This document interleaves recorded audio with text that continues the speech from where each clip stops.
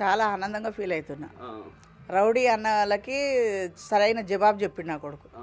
సరైన జవాబు చెప్పిండు. రౌడీ రౌడీ రౌడీ రౌడీ ఇని ఇని ఇని ఇని మా చెవులు పోయినాయి. దానికి సరైన సమాధానం దొరికింది వాళ్ళకి. అంటే ఎప్పటి నుంచో ఎన్నో ఏళ్ళుగా 40 ఏళ్ళ బాధ మాది. 40 ఏళ్ళ నుంచి మమ్మల్ని హింస పెట్టి పెట్టి పెట్టి పెట్టి మాకు ఆ రేవంత్ రెడ్డి దయ వల్ల, ఆ సార్ దయ వల్ల మాకు టికెట్ ఇచ్చిండు. ఆయనకు కోటి కోటి దండాలు రేవంత్ అన్నకి.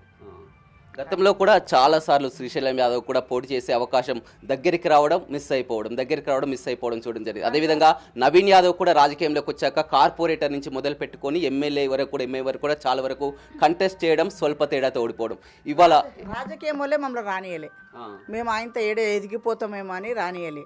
కానీ మా ఎదుగుదల కాదు, ప్రజల ఎదుగుదల కావాలి మాకు.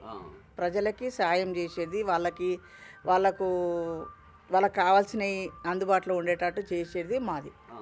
మేమేదో రాజకీయంలో వచ్చి మేమేదో సంపాదించుకోవాలి, మాకు భగవంతుడు ఇచ్చిన కాడికి మాకు ఉంది. ప్రజల సేవల కోసం దిగిరు.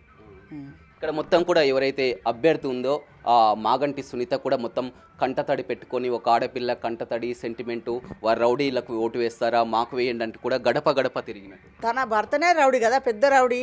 అమ్మవారు కమ్మని గులగొట్టిండే రౌడీ కదా. మరి ఆ రౌడీని ఏమంటారు? అమ్మవారి కమ్మనే గులగొట్టిండు కదా. ఇప్పుడు అమ్మవారే చూపించింది కదా ఆయనకి, అమ్మవారే చూపించింది. ఇప్పుడు ఆయననేమనాలి? ప్రతి ఒక్కరిని కొట్టిండు, పంతుల్ని దన్నిండు, కొట్టిండు.